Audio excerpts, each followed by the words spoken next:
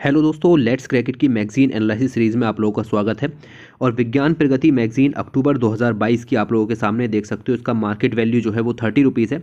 बहुत जगहों पर मार्केट में ये अवेलेबल भी नहीं रहती है। इसका जो टॉपिक है ये तो बड़ा टॉपिक है जो कि यहाँ पर लिखा हुआ है। मतलब 2-3 पेज का ही टॉपिक है, ज़्यादा बड़ा भी नहीं है। लेकिन इसके अलावा बहुत सारे खूबसूरत खूबसूरत टॉपिक्स जो हैं वो इसके अंदर में कवर किए गए हैं, जैसा कि यहाँ पर सब देख सकते हो। तो जो काम का है वो पढ़ेंगे, जो नहीं काम का है उसको छोड़ेंगे, क्योंकि टाइम भी बहुत ज़्यादा ज़रूरी होता है। तो आगे चलें तो इसकी जो पीपीटी पीडीएफ है वो आपको इस चैनल पर फ्री ऑफ कॉस्ट मिल जाएगी। इसका लिंक मैंने आपको डिस्क्रिप्शन में दे दिया है। बाकी आपको ओरिजिनल पीडीएफ चाहिए तो वो आपको परचेज करनी पड़ेगी। वो 10 रुपीज़ में मैं खुद अवेलेबल कराता हूँ। ओके, तो मतलब आपको बस जो पेमेंट मेथड है वो कैसे करना है या फिर किस तरीके से हासिल करनी है, उसका लिंक मैंने आपको डिस्क्रिप्शन में दे दिया है। वहाँ से देखो और फिर आप एक्सेस कर सकते हो। इसके अलावा ये सब आप यहाँ पर कीजिएगा। पहले आर्टिकल की तरफ यहाँ पर चलते हैं। तो पहला आर्टिकल बेसिकली ये है, लिखा हुआ है स्वच्छ सागर सुरक्षित सागर, और इंग्लिश में इसको पढ़ें तो लिखा हुआ है क्लीन कोस्ट सेफ सी। तो कोस्ट साफ रहेंगे तो समुद्र जो है वो अच्छा रहेगा। और आज़ादी का आपको पता है कि अमृत महोत्सव चल रहा है, 75 साल जो है वो स्वतंत्रता के कंप्लीट हो चुके हैं। तो यहाँ पर हमने ये प्रण लिया है कि 75 बीच को 75 दिनों के अंदर में क्लीन यहाँ पर करेंगे, और इसी को नाम दे दिया है ये। ओके, तो आप याद रखना कि इसके अंदर में है क्या कि 75 बीचों को 75 दिन में साफ करना है। तो यही है तट की जो स्वच्छता है उसको मेंटेन रखने का एक अनोखा अभियान जो शुरू किया गया है, उसी का नाम ये अभियान निकल करके आता है। और आपको पता है कि जो ओशियन है उसमें काफ़ी सारे चैलेंजेस हैं, महासागरों के से रिलेटेड। उसमें प्लास्टिक का जो प्रदूषण है वो ज़्यादा चैलेंजिंग है। बाद में अगर हम देखें तो टेम्परेचर भी बहुत तेज़ी से बढ़ रहा है समुद्रों का। ओके, सी लेवल भी यहाँ पर राइज हो रहा है। मछली पालन में गलत तरीके से बेसिकली मछली पालन जो है वो नज़र आ रहा है। ठीक है, तो मछुआरे वगैरह गलत प्रैक्टिसेस जो है वो कर रहे हैं मछली पकड़ने के लिए। उस सबसे दबाव जो है वो काफ़ी ज़्यादा संसाधनों पर पड़ा है। और इन्हीं को बेसिकली ये दबाव कम हो उसको करने के लिए स्वच्छ सागर सुरक्षित सागर अभियान जो है वो यहाँ पर चलाया गया है। तो अगर हम यहाँ पर देखें तो याद रखना कि ये पृथ्वी विज्ञान मंत्रालय के अंदर में वर्क करेगा। और देश भर के अंदर में जो 75 समुद्र तट हैं उनको 75 दिनों में साफ करने का ये तटीय अभियान यहाँ पर है। ओके, तो आपसे पूछ सकता है किस मंत्रालय ने यहाँ पर जो है वो सुरक्षित इसको शुरू किया है। तो ये चीज़ें यहाँ पर रखना, तो 75 दिन का है ये भी याद रखना है। और 5 जुलाई 2022 को भारत के 7500 किलोमीटर लंबे समुद्र तट के साथ 75 समुद्र तटों को साफ करने के लिए अभियान शुरू किया गया। ओके, इस अभियान का समापन कब होगा? देखो, शुरुआत तो 5 जुलाई को हुई है और समापन जो है वो अंतर्राष्ट्रीय तटीय सफाई दिवस 17 सितंबर, जो कि ऑलरेडी खत्म यानी बीत चुका है, उस दौरान इसका समापन हुआ और हमने 75 बीचों को साफ भी किया। ओके, तो अभियान के अंतिम पड़ाव में अगर हम देखें यानी कि 17 सितंबर 2022 को लगभग इसको साफ करने का बीड़ा उठाया और 800 समुद्रीय तटों को सुरक्षित भी स्वच्छ भी बनाया गया। तो आप देखो कि हमने सिर्फ 75 की बात की थी, लेकिन लोगों का इसमें मनोबल आप यहाँ पर देखिए, उनका पार्टिसिपेशन देखिए कि लगभग 800 के करीब समुद्री तटों को हमने स्वच्छ भी यहाँ पर बना दिया।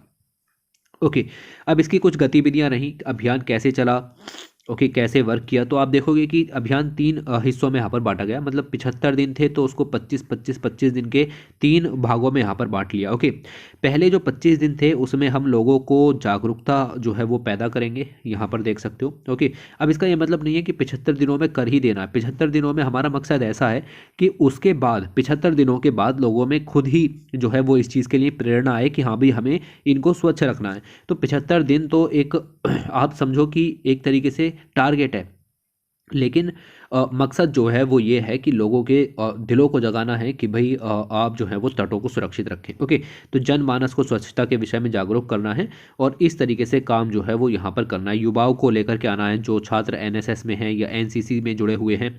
ओके, सोशल मीडिया वगैरह के जरिए कुल मिला के सक्रियता हासिल करनी है। इतना पॉइंट यहाँ इस पूरे आर्टिकल से निकल करके आता है।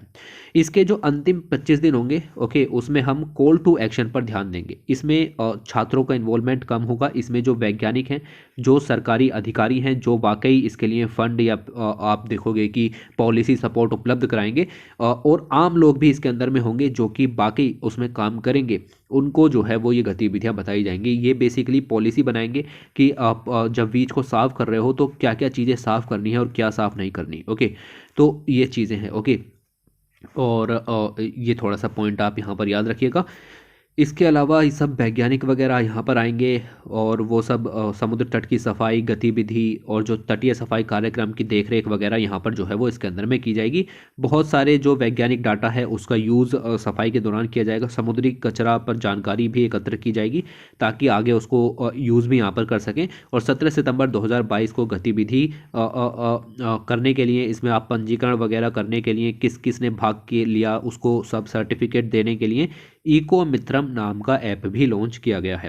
वेरी इंपॉर्टेंट पॉइंट याद रखिएगा, व्हाट इज़ द इको मित्रम। तो ये जो है वो इस तरीके का ऐप यहाँ पर है कि जिन लोगों ने समुद्र तट की सफाई की, स्वेच्छा से आना चाहते हैं, पंजीकरण कराएं और उसके लिए ये ऐप जो है वो यहाँ पर लॉन्च किया गया है। ओके, तो समुद्री परिवर्तन आएगा, बिल्कुल आएगा। भारतीय तटरक्षक बल ने भी जो समुद्री प्लास्टिक प्रदूषण है या समुद्री कचरा है या महासागरों की सुरक्षा है उसमें जागरूकता फैलाने के लिए स्थानीय लोगों को जोड़ा है। तो जहाँ पर वो काम कर सकते थे, कोस्टल कम्युनिटीज़ होती है ना, हिंदी में इनको कोस्टल कम्युनिटीज़, इंग्लिश में कोस्टल कम्युनिटीज़ कहते हैं, और हिंदी में इसको जो है वो तटीय सीमा पर रहने वाले जो लोग होते हैं उनको इन्वॉल्व करना काफ़ी ज़रूरी है, क्योंकि वो वहाँ रहते हैं तो वहाँ पर साफ़ सफाई जो है वो उनका एक बेसिकली लक्ष्य भी यहाँ पर बन जाता है। तो भारतीय जो तट रक्षक हैं यानी कि कोस्टल गार्ड्स हैं, उन्होंने पुनीत सागर अभियान भी चलाया है। This is very very important, आपको इसका नाम याद रखना है। क्या नाम है? पुनीत सागर अभियान। तो पुनीत सागर अभियान क्या है? ये भारतीय तट रक्षक के द्वारा है और तटों की रक्षा के लिए इसको जो है वो चलाया है। स्पेशली सागर हैं या फिर तट हैं तो उनकी सफाई वगैरह होनी चाहिए। ओके, तो ये पॉइंट आप यहाँ पर याद रखोगे। इसके अलावा अगर हम बात करें तो पृथ्वी विज्ञान मंत्रालय के अंदर में एक और मिशन चलता है जिसका नाम है डीप ओशियन मिशन। और डीप ओशियन मिशन हम लगभग जो समुद्र होते हैं उसमें 6000 मीटर की गहराई तक जाएंगे। ओके, और ये सब काम जो है वो सेंट्रल इंडियन ओशन में किया जाएगा, यानी कि इंडियन ओशन का जो मध्य रीजन है उसमें इस काम को यहाँ पर किया जाएगा। और इसके लिए समुद्रयान मिशन भी लॉन्च किया गया था। ओके, ये सब मैं पढ़ा चुका हूँ आपको। ओके, समुद्रयान मिशन भी लॉन्च किया है और इसके लिए हमने जो है वो जो कह सकते हैं कि सबमरीन टाइप इंफ्रास्ट्रक्चर बनाए हैं या फिर डीप ओशन व्हीकल्स तैयार किए हैं। उसका नाम है मत्स्य 6000। ओके, तो ये इसका का जो है वो बेसिकली नाम है। ये सारे फैक्चुअल पॉइंट है, ये सब ऑलरेडी कवर हैं, यहाँ नहीं दिए गए हैं ये सब, लेकिन फिर भी आपको जो है वो पता होना चाहिए इतने पॉइंट। तो डीप ओशियन मिशन के अंदर में हम ब्लू इकोनॉमी को बढ़ावा देंगे, ओशियंस का महत्व समझेंगे, ओशियन में 6000 मीटर की गहराई पर क्या क्या चीज़ें मौजूद हैं उसको समझेंगे, ओशियन से रिलेटेड समस्याओं को कैसे ख़त्म कर सकते हैं उसको समझेंगे, कैसे आर्थिक विकास हो सके उसको समझेंगे, कैसे लोगों को आजीविका दी जा सके ओशियन का यूज़ करके उसको समझेंगे, ओशियन के अंदर से जो भारी संसाधन निकल करके आते हैं उनका सतत उपयोग जो है वो यहाँ पर करेंगे। ओके, तो ये सब काम जो है वो इसके अंदर में करने की बात की गई है।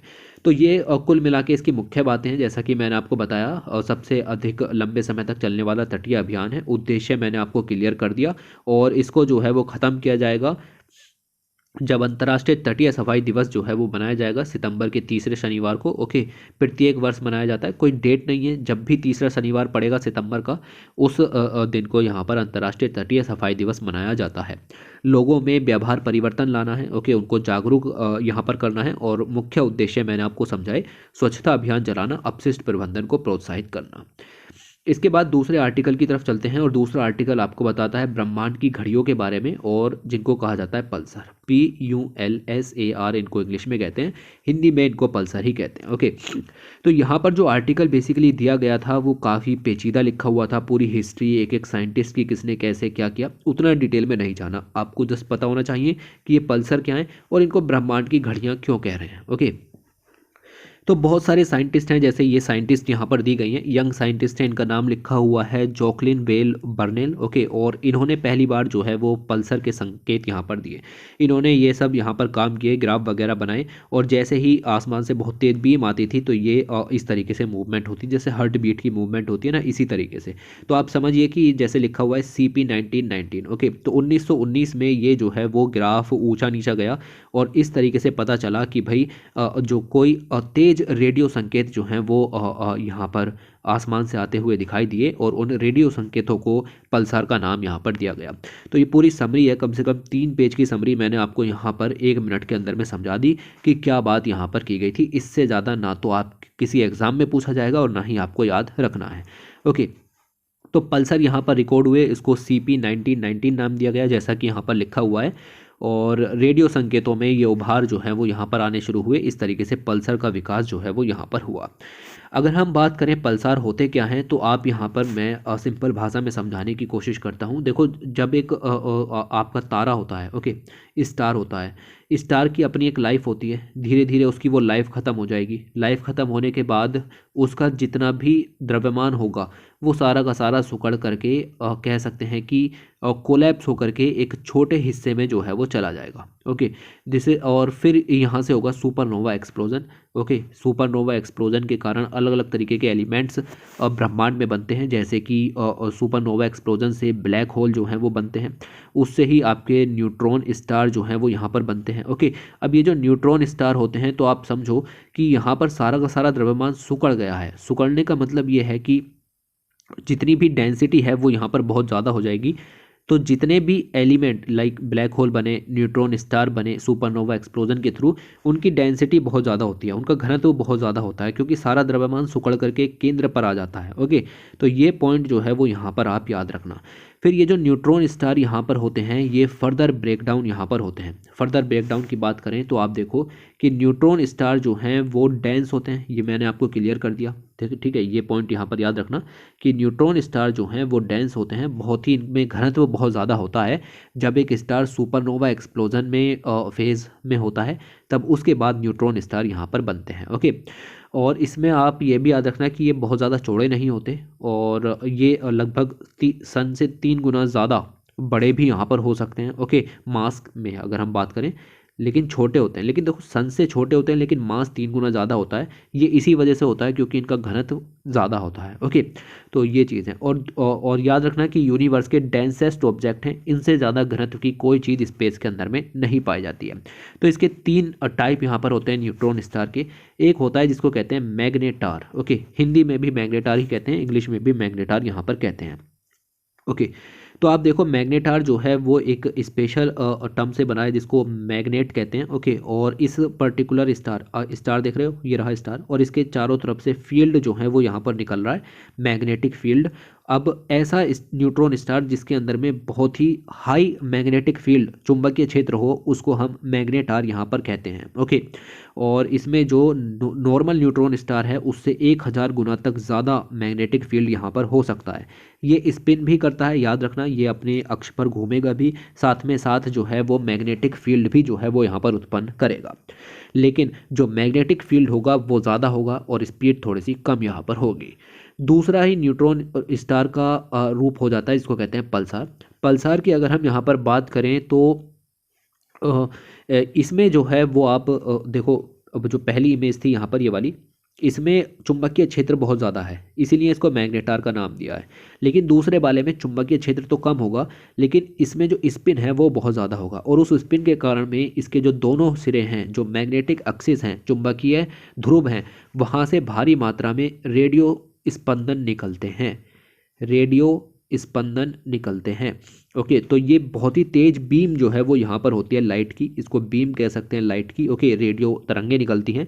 तो ये पॉइंट याद रखिएगा कि यहाँ पर भी आपका जो मैग्नेटिक पोल होता है उससे चुंबकीय लाइनें तो निकलेंगी, लेकिन मैग्नेटार की तुलना में कम होंगी। लेकिन पल्सार में जो स्पिन होता है, ओके, वो बहुत ज़्यादा यहाँ पर होगा, जबकि मैग्नेटार में स्पिन उतना ज़्यादा नहीं होता। इसके अलावा कभी कभी दोनों का रूप एक और मिल जाता है, इसको हम मैग्नेटार प्लस पल्सार कह सकते हो। आप देख सकते हो इसमें रेडियो बीम भी निकल रही है और साथ में साथ मैग्नेटिक फील्ड की लाइंस भी निकल रही हैं, और दोनों ही तेज हैं। ओके, तो ये चीज़ें हैं। अब ये विज्ञान प्रगति में जो आर्टिकल दिया गया है वो बेसिकली आपका इस पल्सार के बारे में है। ओके, और इस पल्सार के बारे में मैंने आपको बताया कि ये क्या होती है। तो ये न्यूट्रॉन स्टार का ही एक टाइप है जिसके दोनों छोरों से, यानी मैग्नेटिक एक्सिस से भारी रेडियो बीम जो है वो वातावरण में जाती हैं, अंतरिक्ष के स्पेस में। ओके, तो स्पेस में बेसिकली ये फैलती हैं और घूमने का काम भी होता है, साथ ही साथ जो मैग्नेटिक लाइंस है वो भी होती हैं लेकिन कम होती हैं। ओके, तो ये पॉइंट जो है वो आपको यहाँ पर याद रखना है। इसके अलावा यहाँ पर बात करें तो देखो, अब इसकी थोड़ी सी थ्योरी समझ लो, क्योंकि हमें तो प्रीलिम्स का क्वेश्चन सोल्व करना है, ओके, बाकी कुछ नहीं। तो एक पल्सार क्या होता है, मैंने बताया कि इसमें से रेडियो की जो तरंगें हैं वो इसके दोनों सिरों से यहाँ पर निकलती हैं, और इसमें अत्यधिक चुंबकीय घूर्णन भी यहाँ पर होता है, यानी कि ये घूमती भी है अपनी मैग्नेटिक अक्ष के दोनों तरफ, जो अपने चुंबकीय ध्रुवों से विद्युत चुंबकीय विकिरण से बीम उत्सर्जित करती है। तो बीम जो निकलने का काम है वो मैंने आपको समझाया कि कैसे यहाँ पर होता है। याद रखना कि इस विकिरण को तभी देखा जा सकता है जब उत्सर्जन का एक बीम पृथ्वी की ओर इशारा यहाँ पर कर रहा हो। तो ये जो बीम यहाँ पर निकल रही है इसमें से एक जो है वो अर्थ की तरफ को होनी चाहिए, इसकी जो दिशा है, ओके। तो ये पॉइंट यहाँ पर याद रखना। और ये चीज़ इस तरीके से है, जैसे कि लाइट हाउस वगैरह होते हैं तो उसको जहाज़ की तरफ मारोगे तभी जहाज़ दिखाई देगा, ऐसे ही आप जो है पृथ्वी की तरफ को रेडियो बीम यहाँ पर रहेगी किसी भी पल्सार की, तभी जो है वो रेडियो बीम को मॉनिटर यहाँ पर किया जा सकता है। न्यूट्रॉन स्टार के बारे में बताया मैंने कि वो बहुत घने होते हैं और छोटी और नियमित घूर्णन अवधि यहाँ पर होती है, और जब आप देखोगे कि घूर्णन अवधि बढ़ जाए तो उसको पल्सार का नाम यहाँ पर दे देते हैं, ओके।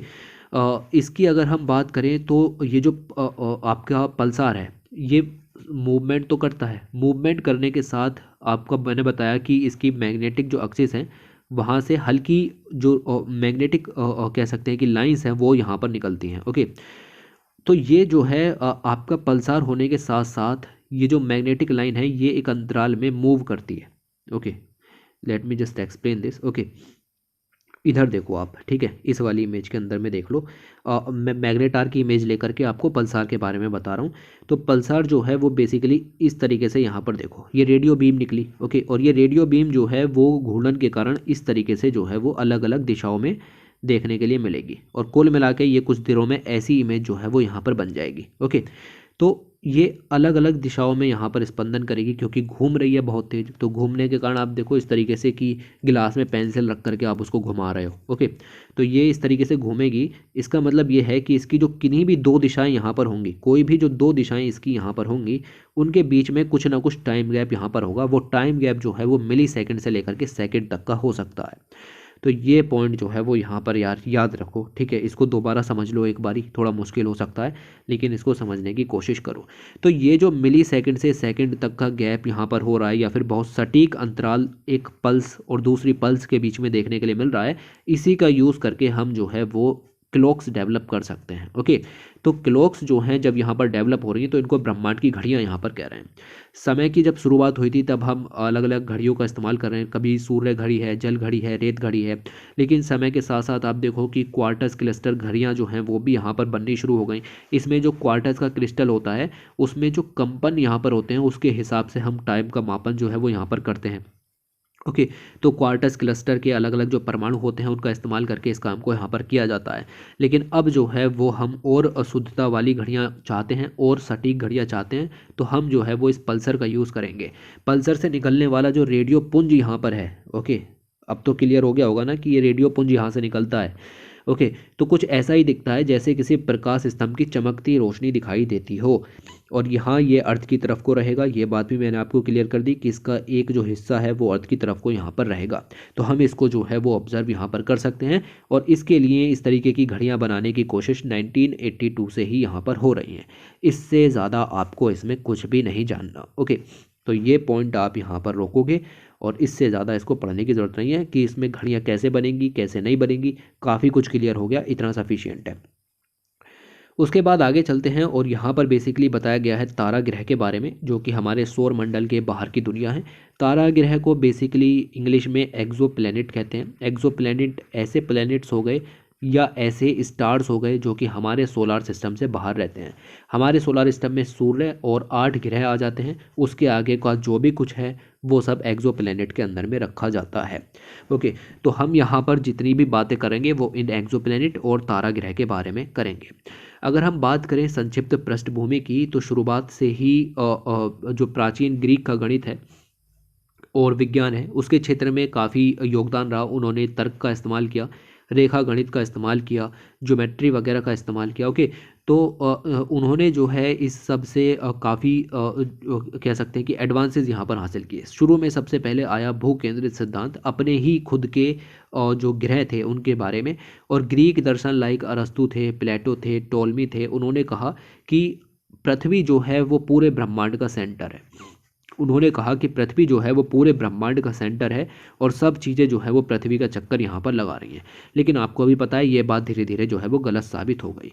उसके बाद साइंटिस्ट आए जिनका नाम है कोपरनिकस, और उन्होंने कहा कि पृथ्वी सेंटर नहीं है, सूर्य सेंटर है, सूर्य जो है वो केंद्र है। ओके, तो भू केंद्रित से जो है वो ये सिद्धांत शिफ्ट हो गया सूर्य केंद्रित की तरफ। और ये कब हुआ? जब यूरोप में पुनर्जागरण शुरू हुआ, तो उस समय ये सब चीज़ें शुरू हुई। और आप देख सकते हो कि कोपरनिकस ने इसमें योगदान दिया। कोपरनिकस ने टॉलमी का जो भू केंद्रित सिद्धांत था उसको जो है वो गलत बताया और अपना कहा कि सूर्य को सौर मंडल का केंद्र माना जाना चाहिए पृथ्वी की बजाय। ये बात काफ़ी हद तक सही लगी और इसकी समर्थन में भी काफ़ी लोग उभर करके आए, जैसे कि जियोर्डानो ब्रूनर हैं। ओके, ये आए निकल करके, इन्होंने कोपरनिकस के सिद्धांत का यानी सूर्य केंद्रित सिद्धांत का खुला समर्थन किया। ओके, और इनकी अगर हम बात करें तो इन्होंने सूर्यवादी सिद्धांत का बेझिझक समर्थन किया और ये भी दावा किया कि ब्रह्मांड जो है वो अनंत है और सीमाहीन अंतरिक्ष में तारे जो हैं वो बहुत सारे यहाँ पर मौजूद हैं। ओके, तो ये बात जो है वो साइंटिस्ट का नाम याद रखना और इन्होंने किस चीज़ का समर्थन किया वो भी आप याद रखना। फिर धीरे धीरे और साइंस वगैरह यहाँ पर आई, लगभग 400 साल ऐसे ही बीत गए। फिर अपने पहले तारा ग्रह की वैज्ञानिक खोज यहाँ पर शुरू हुई। ओके, तो 400 वर्षों के बाद हमें सब ये साबित होना शुरू हुआ, सूर्य जैसे तारे की परिक्रमा करने वाले पहले तारा ग्रह की खोज यहाँ पर हो गई थी। तो पहला एक्सोप्लैनेट जो है वो यहाँ पर डिस्कवर किया गया, जो कि हमारे सूरज सिस्टम से के जैसा ही था लेकिन उससे आगे था। ओके, लगभग 1995 के अंदर में इसकी जो है वो यहाँ पर पुष्टि की गई।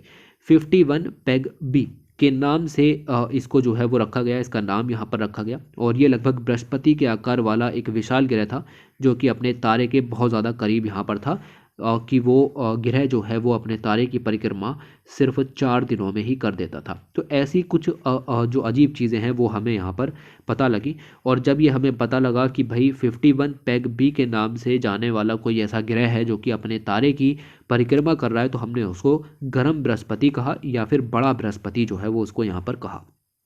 ओके, इसके बाद आप यहाँ पर देखोगे कि ये खोज हुई और ये खोज जो है वो स्विट्ज़रलैंड के 2 खगोल वैज्ञानिकों ने की। एक का नाम है मिशेल मेयर और दूसरे का नाम है डिडियर क्वेलोज। और इन दोनों को 2019 में फिजिक्स का नोबेल प्राइज़ भी यहाँ पर जो है वो दिया गया, पूरा नहीं, कुछ हिस्सा जो है वो इनको यहाँ पर दिया गया। ओके, तो इस तरीके से आप देखोगे कि कुछ समय पहले मौत की सज़ा दी जाती थी अगर इस तरीके की बातें कोई करता था, लेकिन अब जो है वो इनको जो है वो प्राइज़ यहाँ पर दिया गया।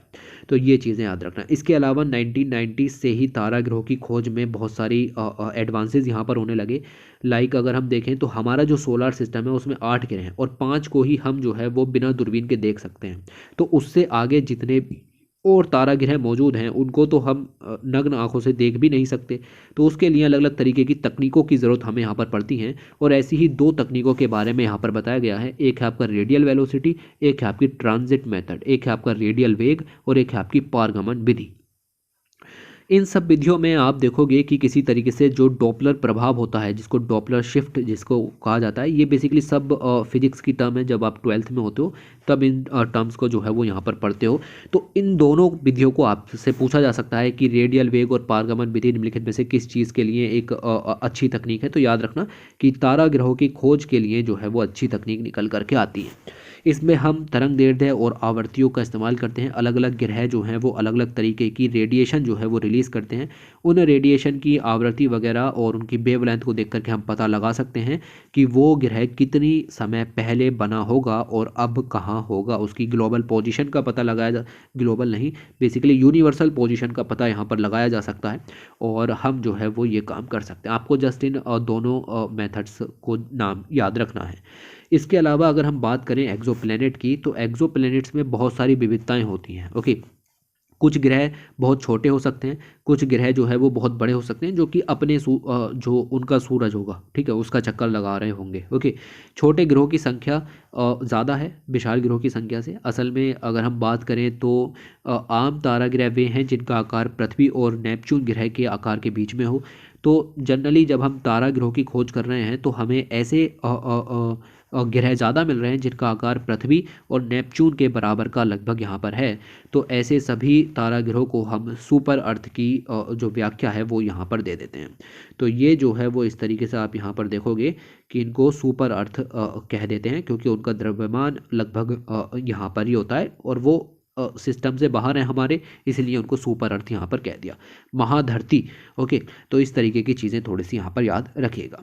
इसके अलावा हमारे जो सौर मंडल है उसमें आपको पता है कि एक सूरज है और उसके चारों तरफ 8 ग्रह हैं। तो इस ऐसे पूरे सिस्टम को जिसमें एक तारा और उसके चारों तरफ अलग अलग ग्रह चक्कर लगा रहे हैं उसको बहुग्रह प्रणाली कहते हैं। ओके, बहुग्रह मतलब बहुत सारे ग्रह उसके चारों तरफ यहाँ पर हैं। ओके, तो इस तरीके की बहुत सारी बहुग्रह प्रणालियाँ जो हैं वो हमें देखने के लिए मिल रही हैं।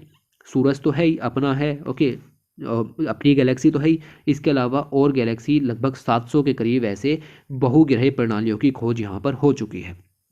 ओके, तो जैसे हमने यहाँ पर प्रोक्सिमा सेंचुरी को खोजा, प्रोक्सिमा सेंचुरी सूरज की तरह एक तारा है जो कि हमारी जो गैलेक्सी है, हमारी जो सूरज है उसके बहुत ही करीब है। ओके, मतलब है तो हमारे सोलर सिस्टम से बाहर लेकिन सबसे करीब में है। ओके, तो इसके चारों तरफ 3 ग्रह जो है वो चक्कर लगा रहे हैं। ओके, तो 3 ग्रहों से घिरी निकटतम बहु प्रणाली यहाँ पर है। पॉइंट याद रखिएगा, वेरी वेरी इंपॉर्टेंट। ओके, इसी तरीके का एक और उदाहरण है जिसका नाम है ट्रैपिस्ट 1। तो आपसे पूछा जा सकता है कि ट्रैपिस्ट 1 क्या है। ओके, तो ट्रैपिस्ट 1 जो है वो एक तरीके का तारा है और सूरज की तरह, और इसके चारों तरफ लगभग 7 जो ग्रह हैं वो चक्कर लगा रहे हैं, जैसे हमारे सूर्य की तरह 8 ग्रह चक्कर लगा रहे हैं। तो ऐसे ही किसी और तारा जिसको हमने ट्रैपिस्ट नाम दिया है उसके चारों तरफ 7 ग्रह जो हैं वो चक्कर लगा रहे हैं। राइट, तो ये पॉइंट्स जो हैं वो आपको याद रखने हैं। इसके अलावा जो तारा ग्रह होते हैं उनको ढूंढने के लिए कई सारे मिशंस भी नासा और जो एजेंसीज हैं उनके द्वारा चलाए जाते हैं। तो आप देख सकते हो कि जैसे हबल स्पेस टेलीस्कोप था, या स्पिट्जर मिशन है, केपलर मिशन है, टेस मिशन है, JWST यानी कि जेम्स वेब स्पेस टेलीस्कोप, इसके बारे में पूरा डिटेल में कवर करा है, हाल ही में छोड़ा गया दिसंबर 2021 में। तो इस तरीके के बहुत सारे मिशन जो है वो यहाँ पर चल रहे हैं। अब इस सारे पढ़ने की ज़रूरत नहीं है, लेकिन याद रखो कि कौन कौन से मिशन जो हैं वो आपके इस पर्टिकुलर खोज के लिए जो है वो भेजे गए हैं। हबल का नाम याद रखना, स्पिट्जर का याद रखना, केपलर का याद रखना, टेस का याद रखना और इसका याद रखना, this called James Webb space telescope. इसके अलावा आगे चलते हैं और अगला तीसरा आर्टिकल आपको बेसिकली यहाँ पर मिल जाएगा, जिसको चालक रहित कार। इस आर्टिकल को पढ़ने की कोई ज़रूरत नहीं है, ये आर्टिकल मनोरंजन के लिए है जस्ट। यहाँ से हमारे पेज इस पे मतलब एग्ज़ाम के लिए कोई ख़ास चीज़ें नहीं निकलती। हाँ, इसकी जगह अगर हाइड्रोजन कार के बारे में दिया होता या इलेक्ट्रिक कार के बारे में दिया होता तो हम पढ़ लेते हैं, इसको छोड़ना है। इसके अलावा आगे चलते हैं और अगला आर्टिकल आपको जो है वो बेसिकली बताता है इसरो का नया प्रमोचन यान। इसरो ने एक और लॉन्च व्हीकल जो है वो यहाँ पर डेवलप किया है, जिसको लॉन्च व्हीकल प्रमोचन यान। लॉन्च व्हीकल मतलब ऐसे व्हीकल जिनके ऊपर यान को रख करके छोड़ा जाता है या जिनके साथ में यान को जो है वो छोड़ा जाता है। इसको SSLV-D1 कह रहे हैं। ओके, तो इसको थोड़ा सा मैं इंग्लिश में लिखता हूँ, कॉल्ड SSLV-D1। ओके, तो S मतलब स्मॉल और दूसरा एस मतलब सैटेलाइट, स्मॉल सैटेलाइट, और LV मतलब लॉन्च व्हीकल और D1। ओके, तो ये पॉइंट आप यहाँ पर याद रखोगे कि ये इसरो का नया यान है। इससे पहले हम देखो कि GSLV है, ओके, वो हमारे पास है, PSLV है वो हमारे पास है, SSL है सैटेलाइट लॉन्च व्हीकल वो हमारे पास है।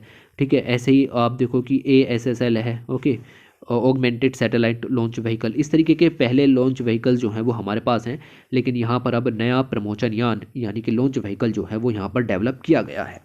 इसमें से क्या क्या पॉइंट्स निकलते हैं उनको जरा सा हम जो है वो डिटेल में समझने की कोशिश करते हैं। तो 75 वर्ष पर हमने जो है वो इसको यहाँ पर लॉन्च किया है, और इसकी हिंदी में नाम देख सकते हो लिखा हुआ है लघु उपग्रह प्रमोचन यान SSLV-D1। श्रीहरिकोटा से छोड़ा गया 7 अगस्त 2022 को, और इसमें जो प्राथमिक पेलोड था, मतलब ये तो प्रमोचन यान है, ये तो लॉन्च व्हीकल है, इसके साथ में कुछ सैटेलाइट वगैरह छोड़ोगे नहीं छोड़ोगे, तो वो सैटेलाइट क्या था, वो था आपका EOS-02 और आज़ादी सेट। ओके, तो दो जो उपग्रह इसके साथ में यहाँ पर जो है वो लॉन्च किए गए। और राइट, हालांकि कुछ प्रॉब्लम आ गई थी मिशन के दौरान, बट उतना डिटेल में आपको नहीं जाना। ये जौन सी कक्षा में भेजना था उससे किसी और दूसरी कक्षा में जो है वो चला गया, बट उससे कोई दिक्कत नहीं है। तो लघु उपग्रह प्रमोचन यान है ये, और वाणिज्यिक प्रक्षेपण इसका जो है वो यहाँ पर करेंगे। और याद रखना कि कम लागत पर छोटे उपग्रहों को छोड़ने के लिए इसको विकसित यहाँ पर किया गया है। ओके, तो ये लगभग 500 किलोमीटर की जो निम्न भूमि कक्षा है उस पर 500 किलोग्राम तक का वजन जो है वो यहाँ पर सैंड कर सकता है। ये यान आप देखो, जो क्यूब सेट होते हैं, बहुत छोटे सैटेलाइट, क्यूब सेट मतलब छोटे सैटेलाइट, या फिर सूक्ष्म सैटेलाइट होते हैं, या फिर मिनी सैटेलाइट होते हैं, उनको ले जाने के लिए बनाया गया है। मैंने आपको पहले ही बता दिया कि छोटे उपग्रहों को छोड़ने के लिए है। 170 करोड़ की लागत इसके अंदर में जो है वो यहाँ पर लगी है। इसके अलावा भारत के पास अपने बड़े प्रमोचन यान तो हैं ही, जैसे कि ध्रुवीय उपग्रह प्रमोचन यान है, इसको कहते हैं polar satellite launch vehicle cold PSLV। Okay, जो कि बड़े मिशन के लिए यहाँ पर है। तो छोटे मिशन के लिए हम इतने महंगे इक्विपमेंट को इस्तेमाल ना करके अब जो है वो हल्के इक्विपमेंट्स को इस्तेमाल करेंगे, जो कि लागत में कम भी पड़ेंगे। ओके, तो SSLV की बात करें तो ये एक सरल है, PSLV की तुलना में ये काफ़ी सरल होगा। और ये चीज़ें आपको यहाँ पर याद रखनी है, बाकी इसमें कुछ नहीं याद रखना। ओके, इसके अलावा इसमें जो 2 सैटेलाइट छोड़े गए, एक था आपका EOS-02, जैसा कि मैंने आपको अभी अभी क्लियर किया, और ये माइक्रोसैट है। ओके, इसको माइक्रोसैट 2 भी कहते हैं। माइक्रो मतलब छोटे सैटेलाइट। ओके, तो कुल मिला के बात वही है कि छोटे सैटेलाइट को छोड़ने के लिए इसको जो है वो यहाँ पर लागू किया गया है। तो EOS बेसिकली यहाँ पर अर्थ ऑब्जर्वेशन कहते हैं इसको। ओके, EOS मतलब E से अर्थ, O से ऑब्जर्वेशन, S से सैटेलाइट। तो अर्थ ऑब्जर्वेशन सैटेलाइट इसको लॉन्च किया गया है, जो कि धरती पर मॉनिटरिंग वगैरह यहाँ पर करेगा। ओके, तो ये चीज़ें हैं, ज़्यादा डिटेल में नहीं जाना, बट ठीक है। इसके अलावा दूसरा आज़ादी सेट हमने यहाँ पर लॉन्च किया। आज़ादी के 75 साल यहाँ पर हो गए हैं, तो 8 किलोग्राम का वजन, यानी छोटा ही है, 8 यूनिट का क्यूब सेट है, और इसको जो है वो यहाँ पर लॉन्च किया गया है। 75वीं वर्षगांठ को चिन्हित करने के लिए ये जो है वो यहाँ पर लॉन्च किया गया। ओके, मतलब आप समझो कि अंतरिक्ष में जाकर के ये दिखाना चाहते हैं कि 75 साल हो गए हैं और भारत अंतरिक्ष में पहुंच गया है, आज़ादी को कायम करते हुए इसको दिखाने के लिए काम जो है वो यहाँ पर किया गया। इसके बाद आगे चलते हैं, और यहाँ पर एक कॉन्फ्रेंस हुई, एक मीटिंग या एक्सपो हुई, जिसको कहते हैं बायोटेक स्टार्टअप एक्सपो 2022। ओके, तो बायोटेक का मतलब यहाँ पर हो जाता है बायोटेक्नोलॉजी से रिलेटेड जो तकनीकें या प्रौद्योगिकी पूरे दुनिया में यहाँ पर चल रही हैं, बायोटेक्नोलॉजी से रिलेटेड, लाइक बायोफ्यूल यहाँ पर हो गए। ओके, बायो फर्टिलाइजर्स यहाँ पर हो गए, या जीन एडिटिंग यहाँ पर हो गई, मतलब जेनेटिक संरचना को चेंज करना। उस सब के बारे में बात जो है वो इस एक्सपो के अंदर में हुई। तो जल्दी से इसके कुछ पॉइंट्स यहाँ पर देखते हैं, क्योंकि इतना ज़रूरी नहीं है। प्रधानमंत्री जी ने इसका उद्घाटन यहाँ पर खुद किया, और ये जो है बहुत सारे निवेशक, उद्यम, सब लोग यहाँ पर जो है वो आए, और इसको जो है आप देखो कि इसका आयोजन जो है वो बिराक जैव प्रौद्योगिकी विभाग और जैव प्रौद्योगिकी उद्योग अनुसंधान सहायता परिषद, इनकी स्थापना के 10 साल यहाँ पर हो गए। तो उस उपलक्ष्य में जो है वो हमने ये बनाया। बिराक की स्थापना 2012 में यहाँ पर हुई थी। ओके, और ये जो बायोटेक्नोलॉजी डिपार्टमेंट है उसके अंदर में वर्क करता है, ये पॉइंट भी याद रखिएगा। ओके, तो इसने महत्वपूर्ण भूमिका निभाई है, और एक इनोवेटर और निवेशक के रूप में मंच उपलब्ध कराता है ताकि लोग वहाँ आएँ। और जैसे ये एक्सपो है, ये ऑर्गेनाइज़ की गई, तो इसमें स्वास्थ्य है, कृषि, स्वच्छ ऊर्जा, बायोफार्मा, जैव प्रौद्योगिकी, कैसे वेस्ट से वेल्थ बनाए जाएं, उसमें जैव प्रौद्योगिकी कैसे मदद करेगी, उसकी बात यहाँ पर की गई है। इसकी थीम याद रखिएगा, थीम थी बायोटेक स्टार्टअप इनोवेशन आत्मनिर्भर भारत की ओर। ये इसकी थीम जो है वो यहाँ पर थी। ओके, तो ये चीज़ें हैं, और मोदी जी ने इसका खुद उद्घाटन जो है वो यहाँ पर किया। बाकी आपको पता है कि जैव प्रौद्योगिकी वो तकनीक होती है जिसमें हम विभिन्न उत्पादों को विकसित करने के लिए जीवित जो जीव होते हैं, बैक्टीरिया हो सकते हैं, ओके, पैथोजेंस हो सकते हैं, उनका इस्तेमाल जो है वो हम यहाँ पर करते हैं।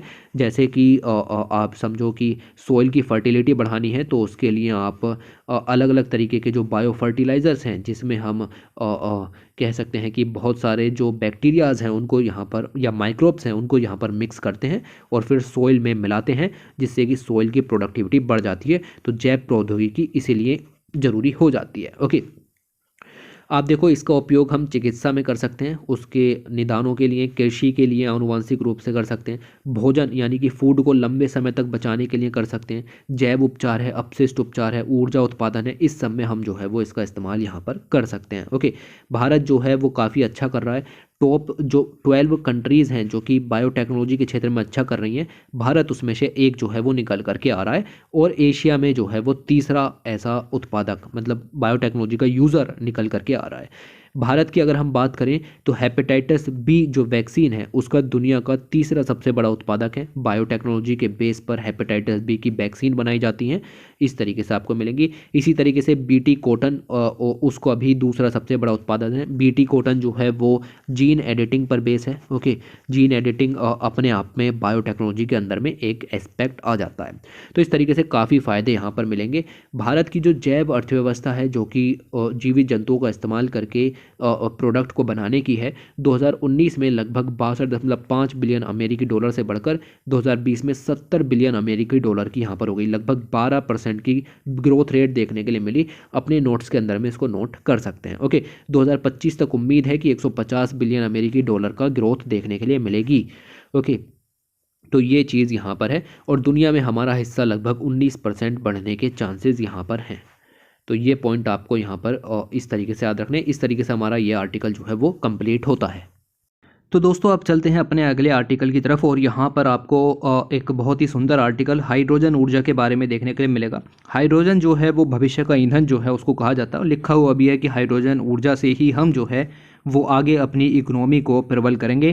तो ये चीज़ें हैं, ये आधुनिक ऊर्जा के रूप में जानी जाएगी, विश्वसनीय है, किफ़ायती है, टिकाऊ है, इसलिए नवीनीकरण ऊर्जा को प्रोत्साहित करने के लिए एक कह सकते हैं विकल्प के रूप में हमारे पास हाइड्रोजन ऊर्जा भी मौजूद है।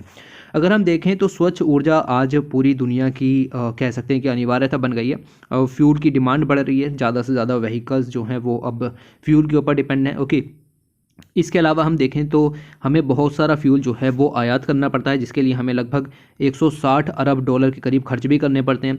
तो हमारी जो मुद्रा है फॉरेन करेंसी है बेसिकली। ओके, तो जो फॉरेन एक्सचेंज हमने अर्न किया वो सब हमारा खाली हो जाता है। राइट, तो इससे ये चीज़ें निकल करके आती हैं। और ये भी पॉइंट याद रखना कि भारत की जो प्रति व्यक्ति ऊर्जा खपत है वो पूरी दुनिया की जो औसत ऊर्जा खपत है उससे कम है। ओके, उसके आधे से भी कम है। तो ये पॉइंट आपसे प्रीलिम्स में ऐसे ही दिया जा सकता है। और ग्रीन हाउस गैसेज का जनरेशन यहाँ पर होता है, अगर हम फॉसिल फ्यूल वगैरह का इस्तेमाल करें तो उसके भी हम तीसरे सबसे बड़े उत्पादक हैं। इसीलिए हमें ये सब चीज़ों को बंद करके हाइड्रोजन की ज़रूरत थी, और इसीलिए हमने शुरू किया राष्ट्रीय हाइड्रोजन मिशन। अब याद रखना कि जो राष्ट्रीय हाइड्रोजन मिशन है इसको नेशनल हाइड्रोजन मिशन के रूप में जाना जाएगा। ओके, और इसका लक्ष्य क्या है? इसका लक्ष्य ये है कि हरित हाइड्रोजन का उत्पादन जो है वो हमें यहाँ पर करना है। और हरित हाइड्रोजन के अंदर में कितनी हरित हाइड्रोजन का उत्पादन करना है, तो याद रखिएगा कि 5 मिलियन टन के करीब। ओके, 5 मिलियन टन के करीब हमको ये हाइड्रोजन का उत्पादन करना है 2030 तक। ओके, तो ये जो पॉइंट मैंने आपको बताया ये लक्ष्य है राष्ट्रीय हाइड्रोजन मिशन का। आपको ये लक्ष्य जो है वो यहाँ पर याद रखना है। इसके अलावा हम यहाँ पर बात करें तो इसके लिए जो बेसिक इंफ्रास्ट्रक्चर है उसका निर्माण यहाँ पर किया जा रहा है, और कोशिश की जाएगी कि जो ग्रीन हाइड्रोजन की लागत है वो 1 किलोग्राम के लिए $1 से भी कम हो जाए। आप समझो कि आज जो पेट्रोल वगैरह है उसकी कीमत $1 से काफ़ी ज़्यादा है। ओके, तो $1 लगभग 80 रुपये के करीब होता है, लेकिन पेट्रोल की कीमत 100 रुपये के करीब चल रही है, तो लगभग $1.25 हमको यहाँ पर खर्च करना पड़ता है। तो ऐसा ना हो कि हाइड्रोजन का आविष्कार हम यहाँ पर करें और उसकी भी कीमत जो है वो काफ़ी ज़्यादा बड़ी यहाँ पर हो जाए। ओके, तो हमें कुल मिला के आत्मनिर्भर बनना है। हरित क्रांति को यहाँ पर जैसे हमने हरित क्रांति से खाद्यान्न उत्पादन में आत्मनिर्भरता बनाई, इसी तरीके से हमें ऊर्जा उत्पादन में भी आत्मनिर्भरता हासिल यहाँ पर करनी है। तो ये होगी ग्रीन हाइड्रोजन। ग्रीन हाइड्रोजन का मतलब क्या होता है? पहले तो आप ये समझो, जैसे H2O का अणु होता है पानी, पानी से हम जो है वो 2 चीज़ों को प्राप्त कर सकते हैं, हाइड्रोजन प्लस ऑक्सीजन। तो जो जल का मॉलिक्यूल होता है H2O, उसको तोड़ने के लिए हमें ऊर्जा की आवश्यकता पड़ेगी, और ये ऊर्जा आप कहाँ से ला रहे हो इसके बेस पर हाइड्रोजन को कई रंगों के अंदर में बांटा गया है। ये है आपकी हरी हाइड्रोजन, तो इसमें तोड़ने के लिए हमने रिन्यूएबल एनर्जी का इस्तेमाल किया होगा। ऐसे ही आपकी होती है ग्रे हाइड्रोजन, जिसके बारे में भी यहाँ पर चर्चा की गई है, जस्ट एक पॉइंट लिखा हुआ और कुछ नहीं। ओके, तो उसके लिए आप H2O के मॉलिक्यूल को तोड़ने के लिए मीथेन का इस्तेमाल यहाँ पर करते हो, या फॉसिल फ्यूल का इस्तेमाल यहाँ पर करते हो। तो किस चीज़ का इस्तेमाल आप जल के अणु को तोड़ने के लिए कर रहे हो, उसके बेस पर H2O को मतलब हाइड्रोजन को अलग अलग रंगों में यहाँ पर बांटा जाता है। ऑलराइट, तो ये पॉइंट आपको यहाँ पर ध्यान में रखना है। इसके अलावा अगर हम बात करें तो देखो जो व्हीकल्स होते हैं वो कई सारे हाइड्रोजन के बेस पर चल सकते हैं, जैसे हाइड्रोजन फ्यूल सेल होता है। ओके, फ्यूल सेल जो हैं वो बैटरी के रूप में एक तरीके से वर्क करते हैं, गाड़ियों के अंदर में लगाए जाएंगे, उनकी चार्जिंग वगैरह होगी, और वो जो हैं वो वातावरण से हाइड्रोजन को लेंगे, ऑक्सीजन को लेंगे, और आप यहाँ पर देखोगे कि वेस्ट के रूप में सिर्फ और सिर्फ पानी जो है वो यहाँ पर निकलेगा। तो ये फ्यूल सेल का काम यहाँ पर जो है वो हो जाता है। तो इसके लिए हरित हाइड्रोजन ऊर्जा जो है वो काफ़ी प्रयास इसके लिए किए जा रहे हैं। ये सब मैन्युफैक्चरिंग प्रोसेस है, आप रिन्यूएबल इलेक्ट्रिसिटी से बना सकते हो, पावर यानी कि ग्रिड सिस्टम से बना सकते हो, और आप जो है वो इलेक्ट्रिसिटी के अन्य सोर्स का इस्तेमाल करके आप हाइड्रोजन का निर्माण कर सकते हो, और उसको पावर के लिए इस्तेमाल कर सकते हो, बिल्डिंग्स में, इंडस्ट्रीज़ में, ट्रांसपोर्ट के लिए, उसको एविएशन सेक्टर में इस्तेमाल कर सकते हो, हैवी जो व्हीकल्स होते हैं उनमें इस्तेमाल किया जा सकता है, फ्यूल सेल बनाए जा सकते हैं, उससे फ्यूल सेल बेस्ड ट्रेन्स बनाई जा सकती हैं, शिपिंग में इस्तेमाल हो सकता है। तो आप देख रहे हो इतने सारे कामों में जो हाइड्रोजन है वो यहाँ पर ज़रूरी हो जाता है। हालांकि इसकी राह में कुछ चुनौतियाँ भी हैं। जैसे अगर हम कहें कि ये तो बात क्लियर है कि 1 किलो हाइड्रोजन की अगर हम बात करें तो उसमें 1 किलो डीजल से 3 गुना अधिक ऊर्जा यहाँ पर होती है, और इसी एक पॉइंट की वजह से हम जो है वो हाइड्रोजन ऊर्जा को यहाँ पर बना रहे हैं, क्योंकि हाइड्रोजन ऊर्जा की जो पोटेंशियल है एनर्जी का वो काफ़ी ज़्यादा यहाँ पर होता है, परंतु ये हल्की होती है, और इसीलिए इसका भंडारण जो है वो काफ़ी ज़्यादा पेचीदा चीज़ हो जाती है। तो याद रखना कि हाइड्रोजन ऊर्जा की राह में जो सबसे बड़ी चुनौती है वो है उसका भंडारण। ओके, हमें भंडारण करने में काफ़ी दिक्कत हो रही है। ओके, क्योंकि इसका ये आप ये देखो कि हल्की है, घनत्व जो है वो भी यहाँ पर कम होगा, जिसकी वजह से ज़्यादा स्पेस यहाँ पर लेगी। अब ज़्यादा स्पेस लेगी तो सिंपल सी बात है, जगह ज़्यादा ज़रूरत पड़ेगी, और इसी वजह से इसकी जो प्रबंधन की प्रक्रिया है वो काफ़ी ज़्यादा जटिल यहाँ पर हो जाती है। इनको विशेष टैंकों में संकुचित करना पड़ता है। ओके, तो ये चीज़ें हैं। दूसरी चीज़ ये है कि इस क्षेत्र में हमें जो लोग हैं उनको और हायर करना पड़ेगा, तो इस क्षेत्र में प्रतिस्पर्धा को बढ़ाना पड़ेगा, नए स्टार्टअप इसके अंदर में लाने पड़ेंगे, और हमें फंड्स की ज़रूरत भी यहाँ पर जो है वो पड़ेगी। इसके अलावा जो हाइड्रोजन स्टेशंस हैं जहाँ पर हाइड्रोजन फिलिंग यहाँ पर होगी व्हीकल्स के अंदर में, उनकी भी श्रृंखला जो है वो बनानी है, और ग्रीन हाउस गैस में कटौती तो इससे यहाँ पर होगी जब हम हाइड्रोजन ऊर्जा का इस्तेमाल यहाँ पर करने लगेंगे। ओके, तो ये पॉइंट्स यहाँ पर याद रखना है। इसके अलावा हमें अंतर्राष्ट्रीय स्तर पर नवीनीकरण ऊर्जा क्षमता को 450 गीगावाट करना है 2030 तक, तो वो भी तभी हो पाएगी जब हम जो रिन्यूएबल एनर्जी की तरफ यहाँ पर जाएंगे। कुल मिला के आप ज़रूर से याद रखिएगा कि जो नेशनल हाइड्रोजन मिशन है उसका टारगेट क्या है, जो जैसा कि मैंने आपको बताया कि 5 मिलियन टन के करीब ग्रीन हाइड्रोजन यहाँ से लानी है 2030 तक। तो ये सब पॉइंट यहाँ पर याद रखिएगा। इसके अलावा आगे चलते हैं, और यहाँ पर बताया गया है भारतीय कृषि अनुसंधान परिषद और उसका जो योगदान यहाँ पर रहा। ओके, स्वतंत्रता के 75 साल हो गए हैं। बात कर रहे हैं ICAR की, Indian council of agriculture research की। उसने क्या क्या योगदान जो है वो यहाँ इंडिया में दिया, उसके बारे में यहाँ पर जो है वो आर्टिकल के अंदर बताया गया है। तो कुछ पॉइंट्स की अगर हम यहाँ पर बात करें तो कृषि के क्षेत्र में, उसमें शिक्षा हो, उसमें शोध हो या उसका प्रसार हो, ICAR ने काफ़ी अच्छी भूमिका निभाई है। आप देखिए इसकी फुल फॉर्म है भारतीय कृषि अनुसंधान परिषद, और 93 वर्ष जो हैं वो इसके स्थापना को यहाँ पर हो गए हैं।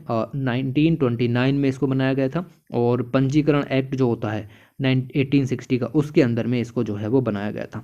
इसके प्रथम जो महानिदेशक थे उनका नाम याद रखना, डॉक्टर BP पाल। ओके, और इनको जो है वो भारतीय पुष्प विज्ञान का जनक भी कहा जाता है। दुनिया की बड़ी शोध में से एक परिषद के रूप में ये जो आपका कृषि अनुसंधान परिषद है ये निकल करके आती है। ओके, वर्तमान में अगर हम बात करें तो ये कृषि और किसान कल्याण मंत्रालय के अंदर में एक स्वायत्त निकाय के रूप में वर्क कर रही है, और इस परिषद के अध्यक्ष केंद्रीय कृषि मंत्री एवं मतलब केंद्रीय कृषि मंत्री जो कि कृषि किसान कल्याण मंत्रालय के अध्यक्ष के रूप में यहाँ पर होते हैं। ओके, तो वो इसका अध्यक्ष के रूप में वर्क करते हैं। तो ये पॉइंट भी आपको यहाँ पर याद रखना है कि इसके अध्यक्ष कौन होते हैं ICAR के।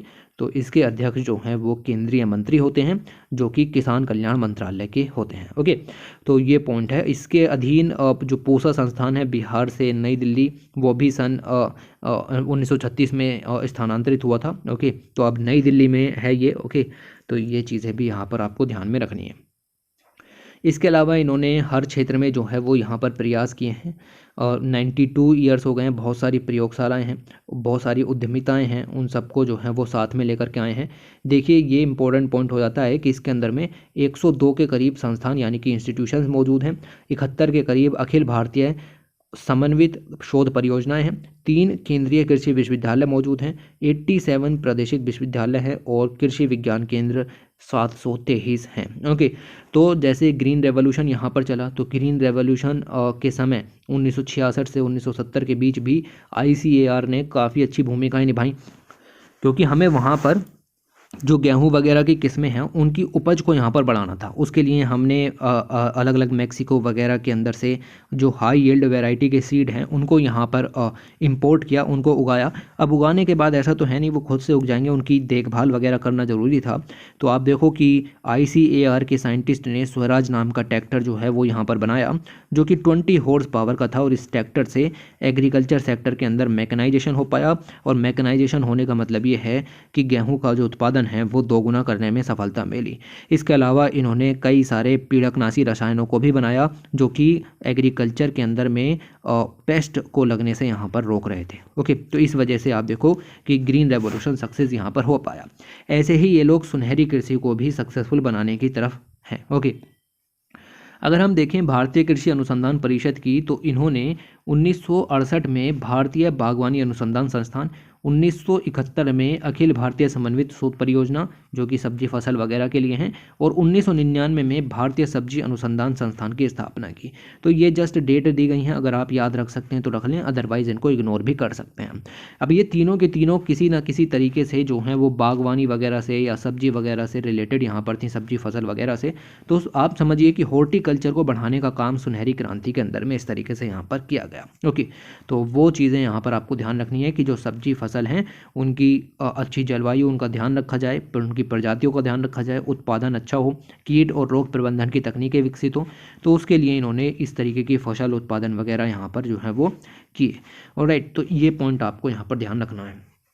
ऐसे ही जो फसल है उनके उन्नयन के लिए भी यहाँ पर जो है वो वर्क किया, और इसमें लाइक फसल उन्नयन का मतलब ये है कि फसल में लाइक कीड़ा वगैरह लगा कोई, तो उसको ख़त्म करने के लिए यहाँ पर काफ़ी काम किया गया। आप देख सकते हैं बहुत सारी ऐसी चावल की किस्में हैं जिनमें रोग लग जाते थे, उनमें अब जो है वो रोग नहीं लगते। और ये सब काम ICAR के अंदर में जो कुछ institutes like centre for cellular and molecular biology है, या फिर आपका राष्ट्रीय पादप अनुवंशिक संस्थान ब्यूरो है, ओके, उन्होंने इसमें जो है वो काफ़ी इंपॉर्टेंट भूमिका निभाई। इसके अलावा मैंने आपको ये भी पढ़ाया था कि अब जो है वो भारत में हींग का उत्पादन भी इंडिजीनियसली शुरू हो गया है। तो हींग का जो बीज है उसको हमने आयात किया, बीज को आयात किया, और उसकी खेती जो है वो अब इंडिया के अंदर में हो रही है। इंडिया के अंदर में लद्दाख, हिमाचल प्रदेश, जम्मू कश्मीर और उत्तराखंड, जहाँ का वातावरण यूरोप के समान है, भूमध्य एरिया के समान है, वहाँ पर इस तरीके की खेती हींग की यहाँ पर की जा रही है। और इसमें हम जल्द ही जो है वो महारत भी हासिल कर लेंगे। अभी थोड़ी सी दिक्कतें आ रही हैं, लेकिन आप समझिए कि हींग का इंडिजीनियस उत्पादन शुरू हो गया है। ऐसे ही इन्होंने श्वेत क्रांति में भी जो है वो महत्वपूर्ण भूमिका निभाई। श्वेत क्रांति में हमें दूध का पहले आयात करना पड़ता था, लेकिन फिर आए इंजीनियर श्री वर्गीस कुरियन, और ये जो हैं वो श्वेत क्रांति के जनक के रूप में जाने जाते हैं। इन्होंने यहाँ पर मदद की और श्वेत क्रांति के सपने को साकार बनाया। आज दूध उत्पादन में देश दुनिया में प्रथम स्थान पर है। और तो ये पॉइंट आपको यहाँ पर याद रखना है। प्रति व्यक्ति दूध की उपलब्धता 394 ग्राम प्रतिदिन यहाँ पर हो गई है। और 2011 में पशुओं में जो रोग लगते थे, बहुत सारे रोग हैं, उनमें से एक रोग है रिंडर पेस्ट, उसको भी पूरी दुनिया से ख़त्म कर दिया। ओके, तो रिंडर पेस्ट 2011 में एलिमिनेट उसको यहाँ पर कर दिया गया। ये पॉइंट याद रखिएगा। इसके अलावा कृषि में लगातार नए नए जो यंत्र हैं वो भी यहाँ पर लाए जा रहे हैं। ओके, 210 से अधिक तकनीक मशीन यहाँ पर जो है वो बनाई गई हैं। तो इससे मैकेनाइजेशन हो पाएगा एग्रीकल्चर का, जिससे प्रोडक्टिविटी यहाँ पर बढ़ पाएगी। इसी तरीके से ये ई क्रांति को भी प्रमोट कर रहे हैं। बहुत सारी चीज़ें हैं लाइक ई बाज़ार हैं, ई प्रसार है, ई बीमा है, ये सब चीज़ें जो हैं वो इलेक्ट्रॉनिक मीडियम्स के थ्रू जो है वो उपलब्ध कराई जा रही हैं। ओके, तो स्मार्टफोन्स बढ़ रहे हैं, लोग अवेयर हो रहे हैं, जिसकी वजह से उनको डायरेक्ट अब फ़ोन पर ही सारी सुविधाएं डिजिटल प्लेटफॉर्म्स के तहत जो है वो दी जाने लगी हैं। अलग अलग उसके लिए बहुत सारे ऐप हैं, जैसे कि कृषि स्पर्शम ऐप चलाया हुआ है, तो उसको खोलो और उसमें आपको जानकारी आपको मिलेगी कृषि के बारे में। ऐसे ही आप देखो कि फार्म कैलकुलेटर है, उसकी भी इसी तरीके की एक विंडो वगैरह सब यहाँ पर डिजिटल तरीके से काम चल रहा है। अंतर्राष्ट्रीय निर्यात में भी काफ़ी इंपॉर्टेंट भूमिका निभा रहे हैं। भारत जो है वो दुनिया में बासमती चावल का सबसे बड़ा निर्यातक है। ओके, इसके अलावा कुछ खाद्यान्न, फल, सब्जी, उसमें भी हमारा दूसरा स्थान, पहला स्थान, किसी में पहला किसी में दूसरा स्थान यहाँ पर है। ओके, देश में 5 ट्रिलियन की अर्थव्यवस्था जो है वो बनानी है, हमें 2025 तक इस काम को यहाँ पर करना है। ओके, तो इसमें जो है वो इस चावल का काफ़ी योगदान रहेगा और इस चावल को लगातार बढ़ावा देने के लिए ICAR इसमें लगातार मॉडिफिकेशन करता रहता है। जैसे पूसा बासमती लाए तो उसको जो है वो एक्सपोर्ट करते हैं, निर्यात करते हैं, उससे काफ़ी सारा पैसा जो है वो इंडिया के अंदर में आता है। ऐसे ही गेहूं को करते हैं, ठीक है, ऐसे ही गन्ना है, ऐसे ही अंगूर है। तो ये पॉइंट्स जो हैं वो आपको याद रखने हैं। इसके अलावा दुनिया की 16% सब्जियों का उत्पादन इंडिया के अंदर में हो रहा है। 70 वर्षों में हमने खाद्यान्न का उत्पादन 5 गुना कर दिया, सब्जियों का उत्पादन 3 गुना कर दिया और उत्पादकता यानी प्रोडक्टिविटी 4 गुना यहाँ पर कर दी। आपने सुना होगा 1999 के अंदर में सिर्फ एक नारा चलता था, जय जवान जय किसान। उस नारे के साथ अटल बिहारी वाजपेयी जी ने उसके अंदर में जय विज्ञान और जोड़ा था। जय विज्ञान जोड़ने के बाद अब 2019 में नरेंद्र मोदी जी ने उसके अंदर में जय अनुसंधान नाम से एक टर्म और यहाँ पर ऐड कर दी है। तो अब पूरा नारा क्या हो गया है, जय जवान जय किसान जय विज्ञान और जय अनुसंधान। ओके, तो अनुसंधान को बढ़ाने का काम इंडिया में ICAR एग्रीकल्चर के अंदर में कर ही रहा है।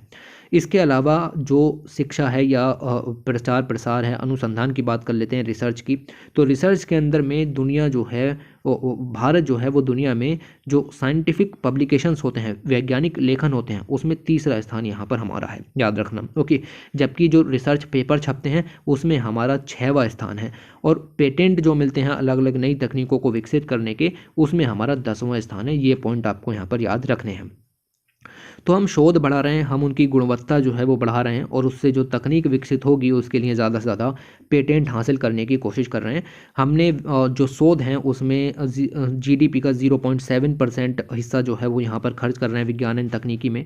मतलब रिसर्च वगैरह के अंदर में इंडिया जो है वो अपनी GDP का 1% से भी जो कम हिस्सा है वो यहाँ पर खर्च करता है, जबकि और बड़े बड़े कंट्रीज़ लाइक इजराइल वगैरह हैं वो अपनी GDP का 4.5% खर्च कर देते हैं।